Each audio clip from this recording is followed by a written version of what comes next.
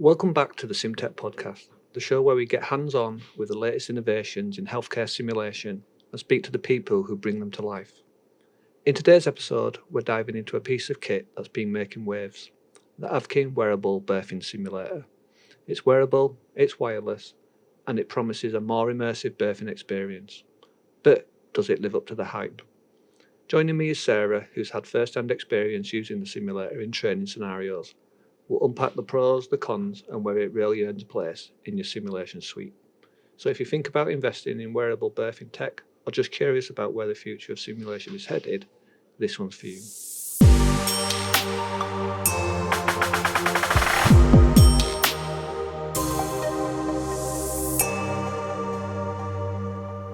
Hello and welcome to another episode of the SimTech podcast. Today we're doing something slightly different. We're going to be doing a little bit of a debate / review on a product called the Avkin Wearable Birthing Simulator.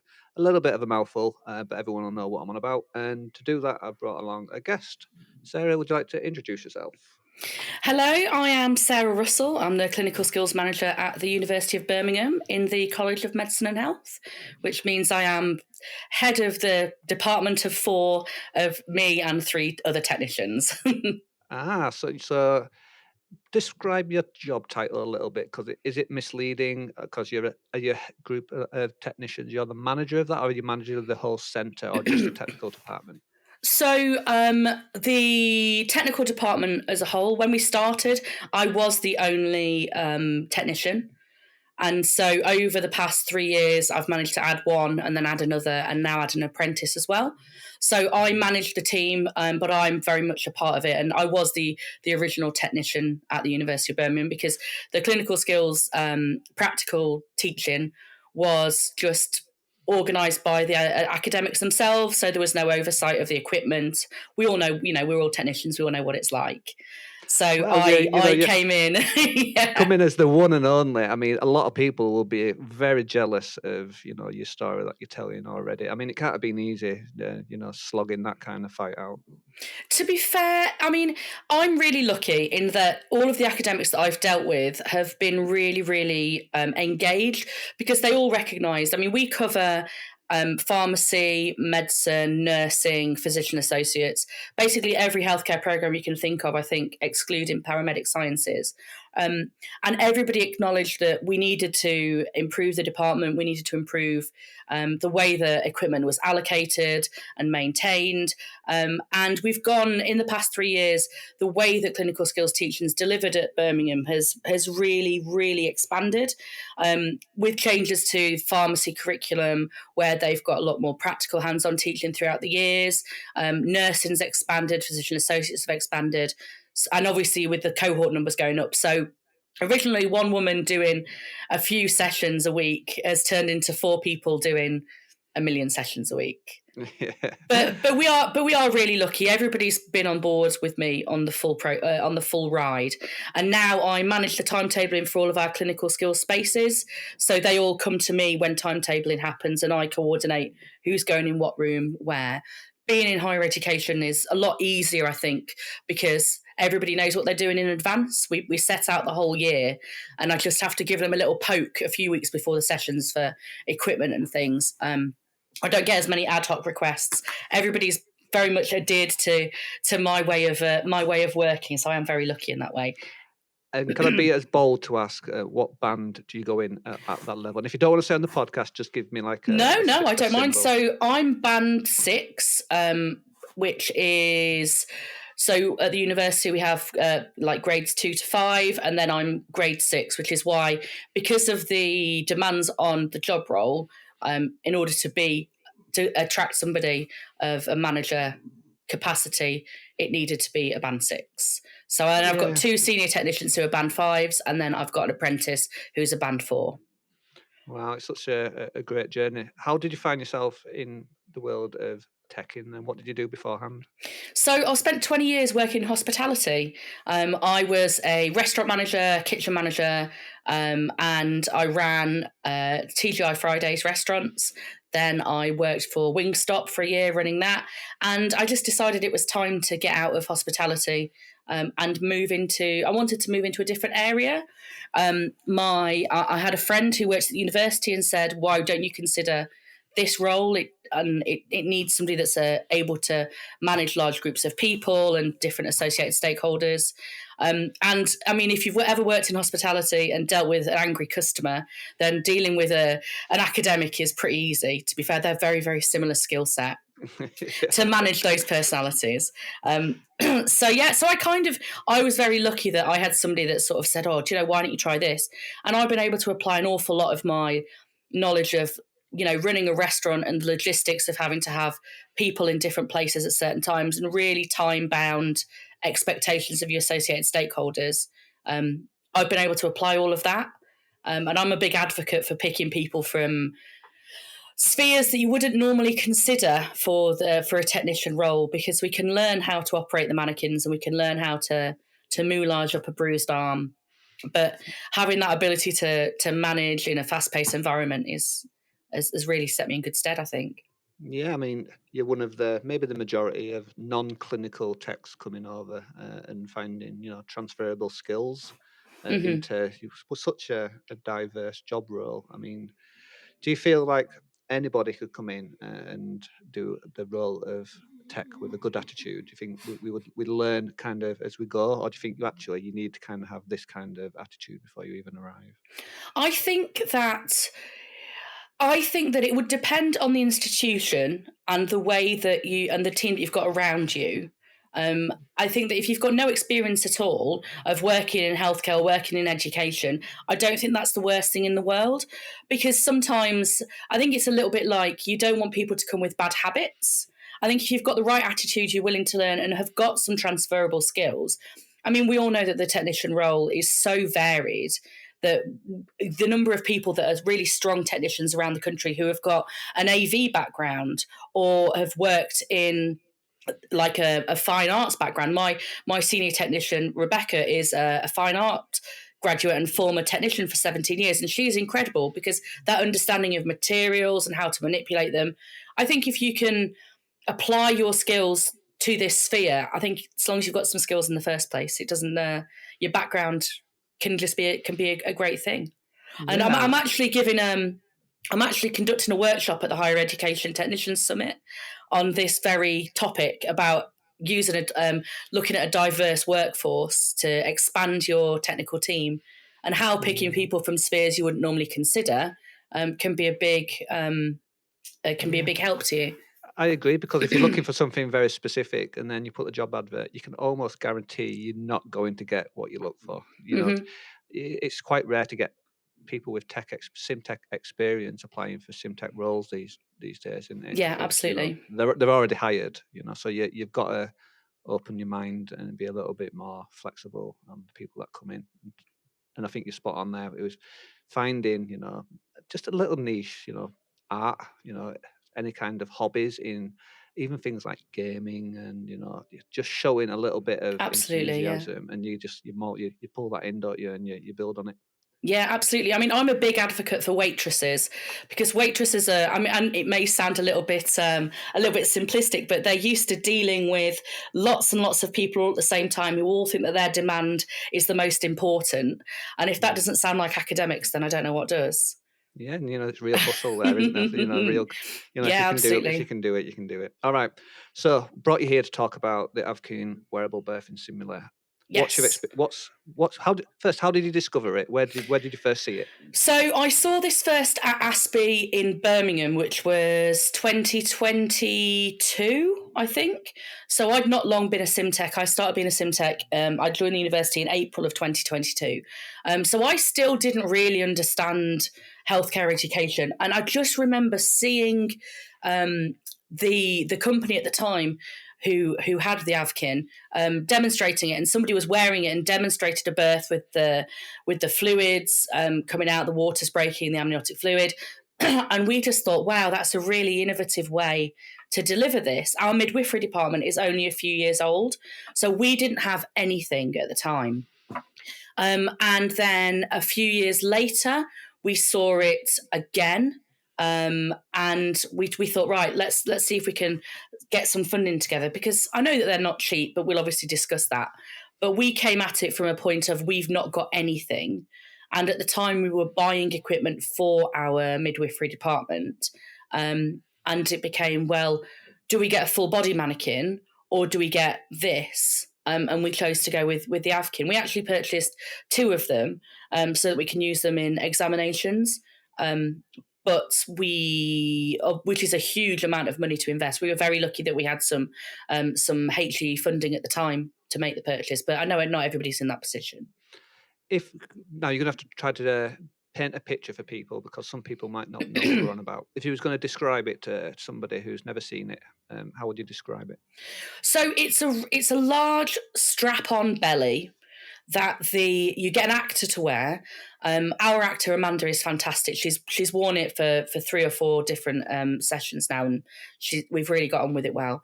So it's a huge belly that straps to your actor, and it has got we call it the baby cannon in colloquial terms, which is really awful, but it's got a mechanism inside where you lubricate the baby. So it comes with a life cast newborn baby, which was another great selling point for us, which I'll come on to.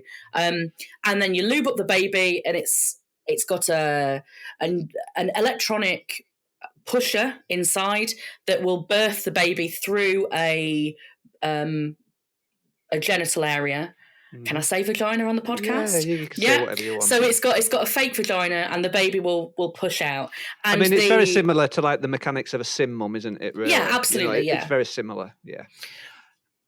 But it straps to a human as opposed to being a mannequin, and then it's got a variety of different ways of using it. So it's got different programs for different types of birth, or like shoulder dystocia, or I mean, I don't have a clinical background, so I can just sort of say it will do this or it will do that.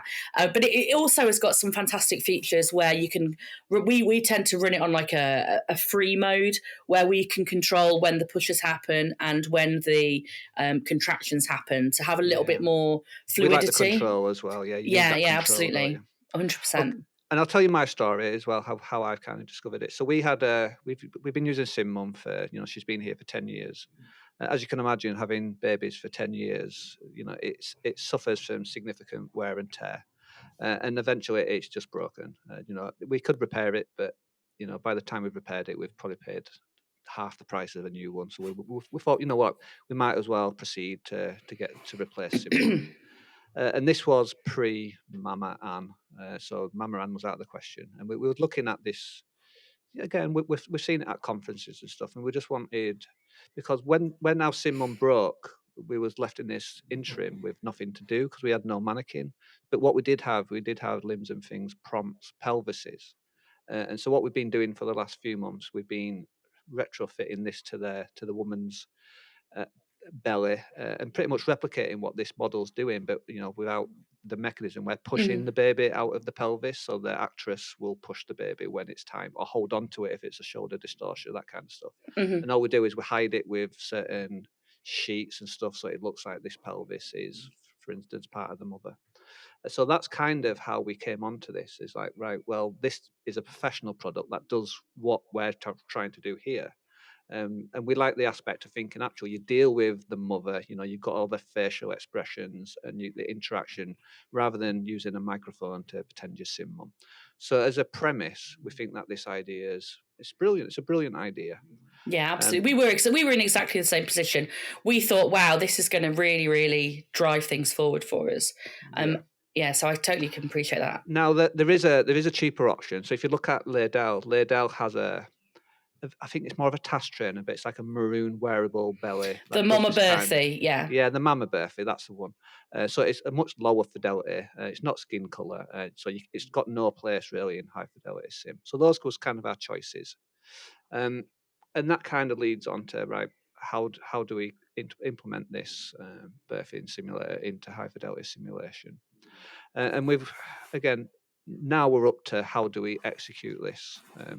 So the first thing that we saw when we took it out of the box was the size of it. It's actually quite a large belly because of all the tech that's in it. Yes. What do you think about first impressions when you look at it, when you wear it? So it's really funny. So I agree with you. It is massive. So we enjoy using it, but we probably don't use it with the same frequency that other institutions do. Our midwifery department isn't large, and we only get it out twice a year. It is massive. There's no getting around. It's massive and it is heavy. We were really shocked at first with how heavy it was. Well, I mean, we'd done some. The guys who were providing it at the time were fantastic, and they brought it out for us to see a few times, and we had lots of dry runs before we committed. But when your ace is wearing it, we've been had to be really careful with restricting how long Amanda, who's our SP, wears it for, because it is heavy, particularly when you are doing a simulation where they might want to be in a birthing pool or be in a different position as opposed to just laying on their back on the bed.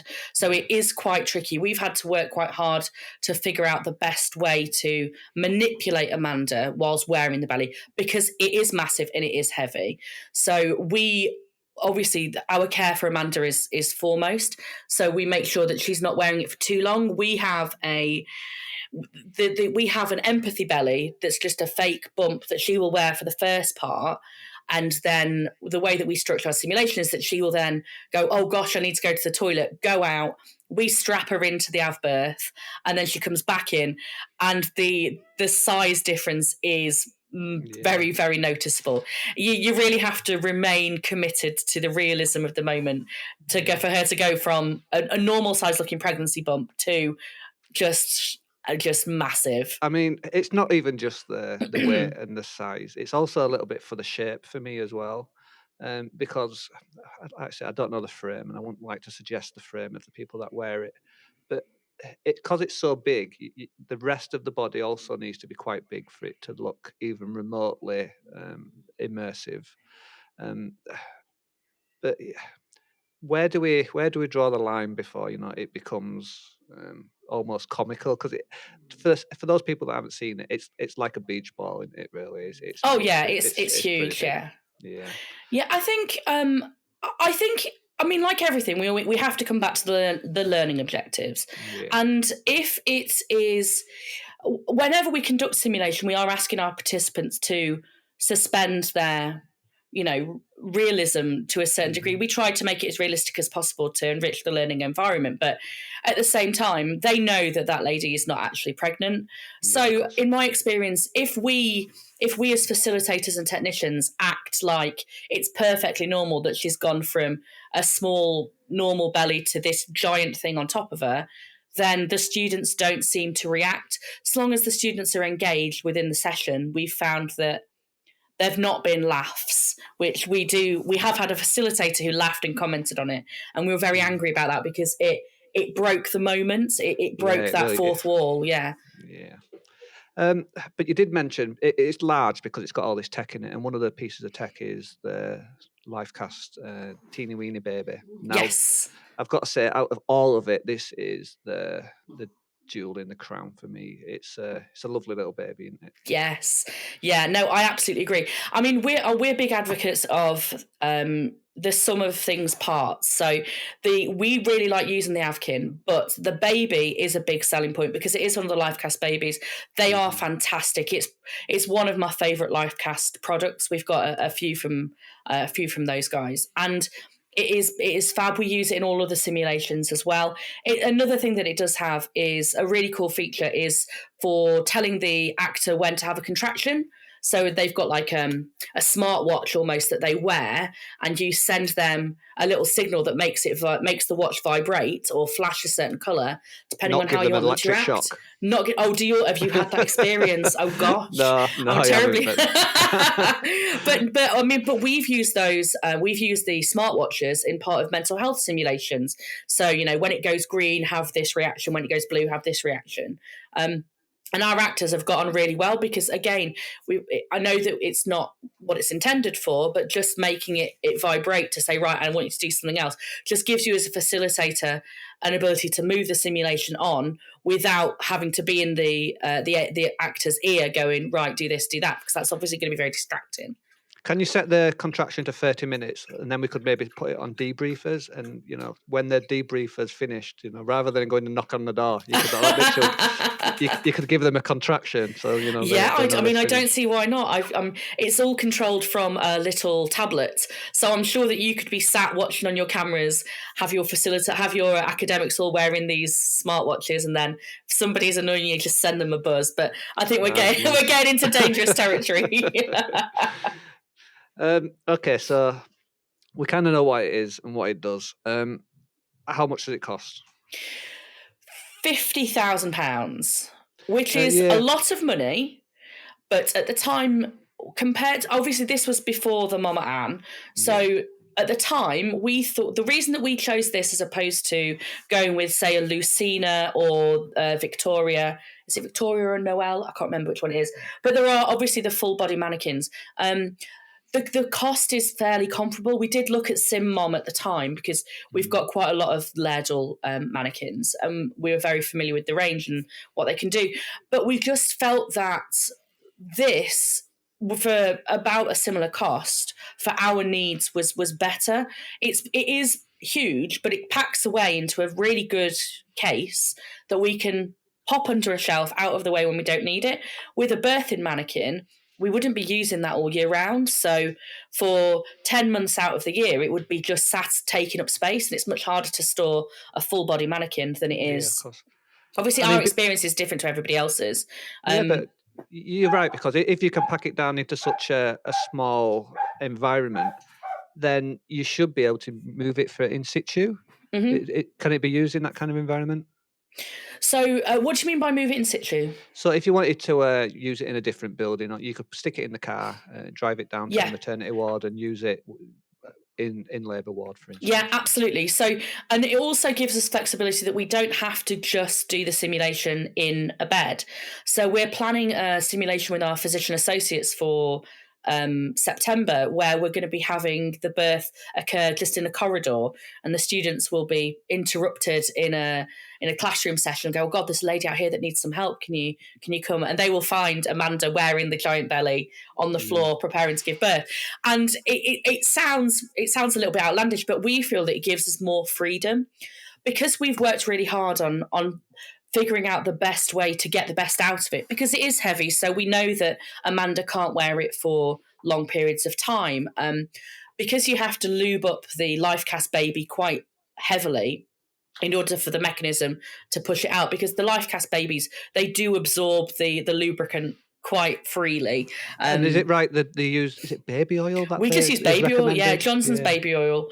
We've got all the safety data sheets for it and things, and that's what we use for the baby. But we find that if we lube it up too far in advance, then the baby will get stuck because it seems to absorb the baby oil. It does. It makes it sticky, doesn't it? Yeah. Yeah. We find that as well. So this is why, as I said, that we run our simulations where Amanda will be wearing the empathy belly. Amanda being our actor. I know I keep calling her Amanda, but I hope everybody's following. So Amanda will be wearing the empathy belly, then she'll go out of the room. We'll have just lubed up the baby and popped it into the baby cannon ready to go, and then we'll strap her into it. I mean, it's really key to know about the lube and the sticky situation, because do you have any failed births? I mean, is there a ratio to how many successful to failed births that the model gives? So we found, when we first used it in simulation, we were very lucky because we had Ian Thompson, who many of you may know from previously being at MDT Global with Holly. Ian came out and spent the day with us when we were running our very first simulation. And we did have a lot of problems with the birth getting stuck at around 60-70%. Yeah. And we figured out that was because of the amount of lube that we'd lubed it too early and we'd kept it on. And we kept it inside the baby cannon. So we worked with Ian, and we sort of did a few test runs ourselves. And since then, we've had successes every time that we've used it. I mean, I'm making it sound like it's loads. We've used it probably 5 times. We had fails on the first. And then from the second onwards, I think we've had successes every time. But I will add a few details here. Our births, we tend to do them as the students aren't the ones that are birthing Amanda. We have our midwives, our midwifery lecturers, are the ones that are demonstrating this birth.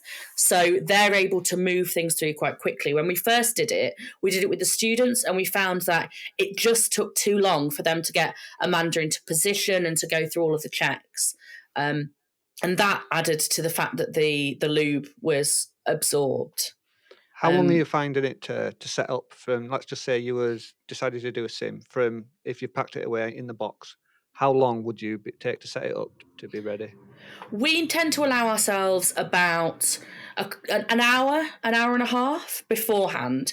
So we will refill the fluids. So we don't use the fluids that it's provided with. We just use some deionized water. So other than the baby oil, we just use deionized water to replicate the amniotic fluid and the fake blood. So we'll just add a little bit of a bit of colouring to our deionized water, just to make it as easy as possible and as comfortable as possible for Amanda. She doesn't want to be sat in what is basically hand sanitizer for too long, because she'll get uncomfortable about that. But so we will refill all of the fluids, and then we'll do a few test births. So we found that if we lay it flat on a surface and do a test birth, then that works fine. And then we will lift it up slightly to about a 45-degree angle and do a test birth, still not with Amanda, still with it not being strapped to anybody. And then once we're satisfied, it's all going to run perfectly well, then we'll wait. Amanda will come, and as part of a pre-check in the session, we will just get her strapped into it so she can remember how it feels. We'll run a sample test birth with her in it, and then take her out of it. And she'll go off and start the simulation, and then, as I say, come back to us when she's ready to be strapped in. So we like to allow ourselves about an hour to an hour and a half, but just to go through those checks. Just to go through those checks. We will only run it once as well, so we don't reset it. However, because of how we do it with doing our pre-checks and like the simulated births in the first place, the test births, if we did have to run it a second time, we'd just follow the same principle. So Amanda would take it off, she'd get herself cleaned up, she'd get reset. We would run another test birth to make sure that everything was still working fine, and then we'd strap her back into it when we needed to. So once you've got the fluids in, I don't believe that it takes ages to get it cleaned up and turned around, ready to go. I don't know if that's your experience. Well, yeah, we'll find in the first setup, because you need to almost warm it up, don't you? You need to break it in between your first one, and it could take up to an hour to get the first one off. But once you've done your first one, to reset again, then it's not quite as long, is it? It's just you literally reset the mechanism, reset your obs and that kind of stuff. And you whack the baby back in, and it should be good to go after probably 10-15 minutes, really. Then after that. Yeah, the only issue that we've found as well is that if we have run too many simulations, then the baby comes with a placenta and the umbilical cord. Umbilical cord, thank you. Yeah. The placenta and umbilical cord, which you then attach to the live cast baby, and then that stays within the baby cannon. And then as the baby is birthed, then they will birth the placenta separately. But we found if we tried to do that too many times, then the baby and the umbilical cord become detached because of the amount of lube that we've used, and it's really difficult. So we do find that if we try to do it too many times, then we'll lose the placenta.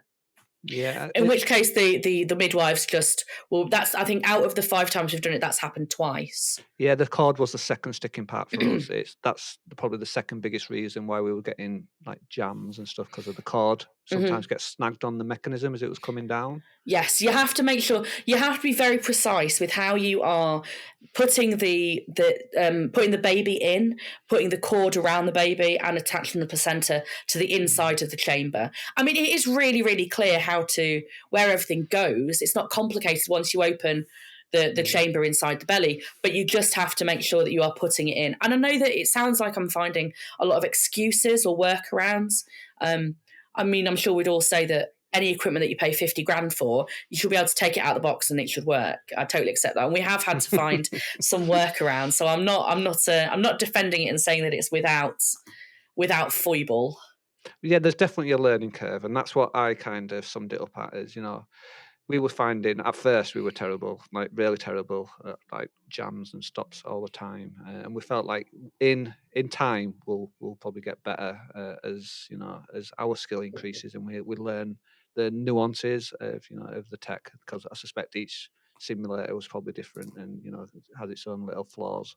But again, you're right, and I can't help thinking, for 50 grand, I shouldn't be having these kind of problems. And the third biggest problem for us was how loud it was. Because Yes. essentially, I won't play you the recording because it sounded, as you would imagine, a little pneumatic drill pump mechanism that's just going off throughout the labour period.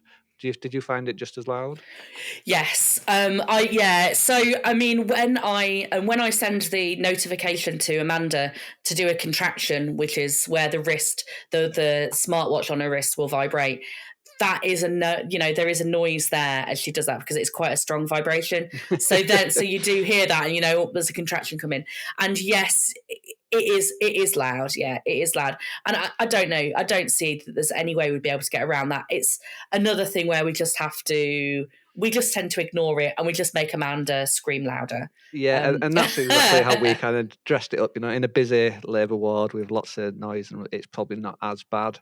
But when I'm trying to show faculty, and you turn it on, it seemed a lot louder in a very quiet room. Yeah. Trying to get people to understand this, especially when they're very passionate about immersion and those kind of terms. And then I turn this big drill on, and it just goes. I'm like, oh Yeah, my God. I would say though, I think there's always going to anything of this style. There's always going to be a noise. I mean, we absolutely adore our nursing hands, but the noise that the compressor in the leg makes sometimes is so distracting, and it's not even particularly loud. It's just that it will suddenly go. We've all heard it. I don't need to. I don't need to do an impression. I mean, there are always going to be drawbacks anytime you want to use something mechanical. It's just whether or not those little niggly things like how loud it is, whether that is a deal breaker for you. And if you can suspend your belief on that and the size, then I think it is a really key tool. But again, I'm saying this having spent the money and I'm now making it work. And you're right, you shouldn't have to make it work. But again, I really wanted to believe in it, and I loved the premise of a wearable birthing simulator. But I always came back to the execution wasn't enough to justify the price. And now that Mama Ann's pretty much here, coming in at about pretty much the same price, it might be coming under a little bit cheaper.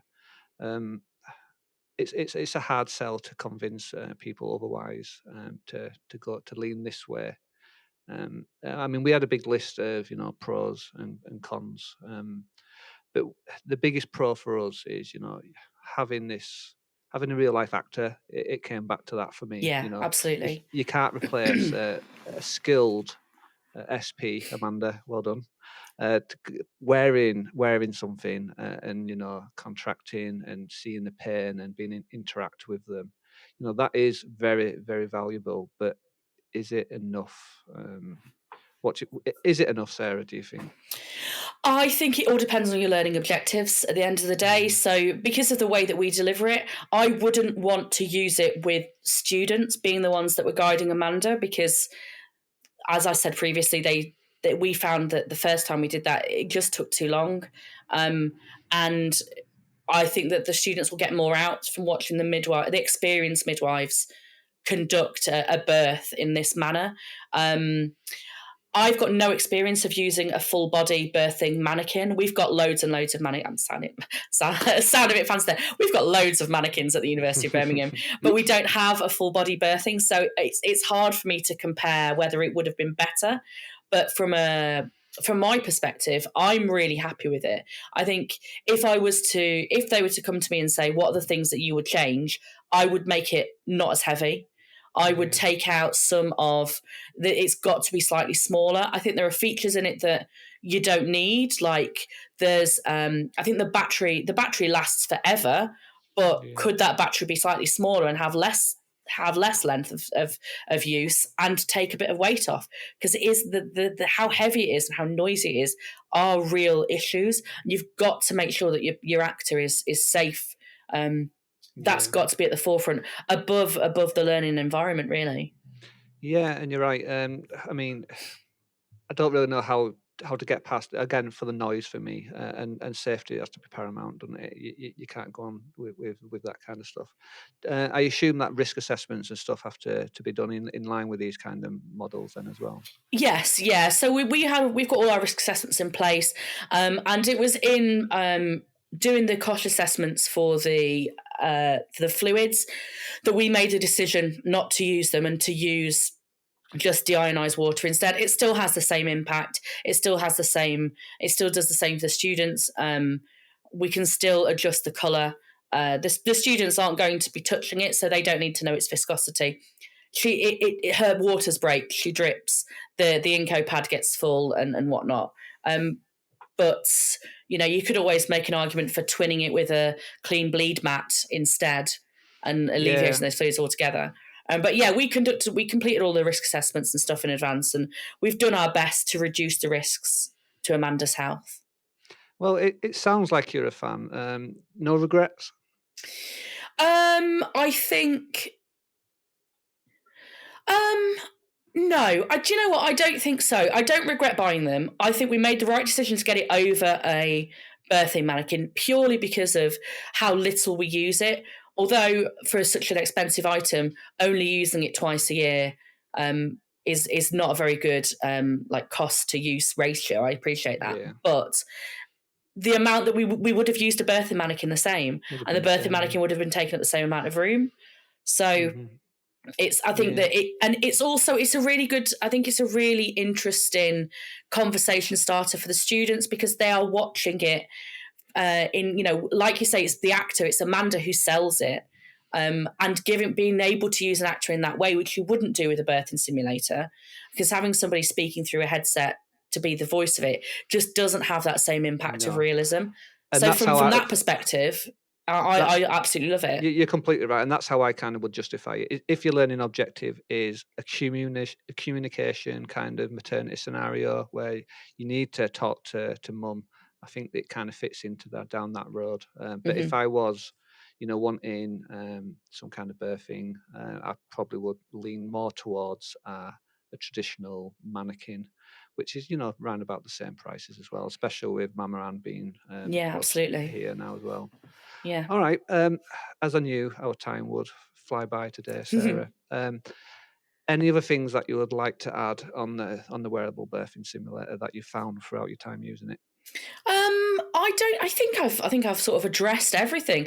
I think make sure if you do buy one, then I would recommend getting some plastic incontinence pants for your actor to wear, to restrict the amount of access that the fluids would have to their body, and particularly their sensitive areas. That's something that we had to address after the first use. And we went back to the manufacturers in America, and they said, we advise using these plastic incontinence pants. And they are literally like big shorts that have got elastic around the legs and the waist, so no fluids can get into Amanda's sensitive areas. So think about your PPE that you want your actor to use, and think about the fluids that you're going to use as well. Do you need to use the amniotic fluid that comes with it? We've made the decision not to, but you may choose to use it. But again, I will just say it's great for the life cast baby. It's great for the the vibrating smartwatches. I'm a big advocate of, well, we only use the belly twice a year, but I use the smartwatches another 2 times a year, and we use the LifeCast Baby 20, 30 times a year. So when you consider that a LifeCast Baby would probably be what, 6-7 grand? Probably more, I suspect, because Yeah. it's like you say, it's also what I was going to mention, and I kind of forgot, is that to push out a live cast mannequin in this area, it's quite a tight fit. Did you find that? Because it has been reinforcing the shoulders and the arms as well, I'm led to believe. Yes. Because I was a little bit nervous about that, because the kind of, I don't want to say the break easy, because they are kind of robust, but not designed for this kind of situation. So we found that when we were having the failures at first, one of the issues was the baby, and the armature on it was wasn't the right size. So we had Holly and Ian came out and looked at it and tried it with their babies that they had with their test kit, and it worked fine. And we found that our baby, the way that the arms bent to be able to pull into the body to come through the birthing canal, it wasn't fitting. It was getting stuck. So we got a new baby, swapped our baby, and then we've not had any issues from there. So if you're having issues with your baby, it could be that you got a dodgy one as well. All right, well, Sarah, well, thank you very much for your time today. It's been great hearing from you. Yeah, thank you so much for having me. It's nice because I really wanted to believe in the product. I've really tried to get everyone involved in our sim set, especially for maternity, to come down and have a look. But I couldn't get them to believe in the product, mainly because the things that we've discussed today, and the quite a large price tag hanging over the top of it. But it's nice to hear actually that it can work with a bit of persistence. Yes. Digging in and getting used to it. Because I knew it when I first used it, is that there's definitely a learning curve to operate in it properly. As with all tech, there's probably elements of technical nuances that you just need to get used to. Absolutely. I mean, I'd But say that we're technicians, and give technicians a piece of kit, and we will figure out a way to make it work. And that has totally been my experience. But for 50 grand, you shouldn't have to figure out the way. I think that's the main point, I guess. And it just came down to confidence for me. I didn't have the confidence because, again, how would you recover from a jammed birth in a high fidelity simulation? I didn't know what was, because I like to have a plan B. Especially with SimMum or stuff, you can almost send in a faculty member to fix it. But as far as I was aware, if you get like a blockage with the wearable, there's no kind of coming back from that. Yes, there's no way to reset the mannequin and get it back up and running in a few minutes. Yeah. You have to take it off, open the front, take the baby out of the birth canal, work out where it's got jammed. Yeah. So the failed births that we've had were failed. Like, that was it. It was just like, right, the simulation stops here, unfortunately. We need to rush her off to surgery in the absolutely. To the tech bay. Yeah, indeed. All right, Sarah, well, thank you very much. It's been great speaking to you. Yeah, thanks for having me. We'll see you soon. And that wraps up our deep dive into the Avkin Wearable Birthing Simulator. A huge thank you to Sarah for sharing her honest insights and hand-on experience. It's always valuable to hear how someone's actually used the kit on the ground. Whether you're sold, sceptical, or still sitting on the fence, we hope this review's helped you to make a more informed decision about your simulation investments. Don't forget to subscribe, leave a review, and share the episode with your fellow SimTechs. If there's a bit of kit out there you want us to review next, please drop us a message. We're always listening. Until next time, stay curious, stay critical, and keep pushing the boundaries of healthcare simulation.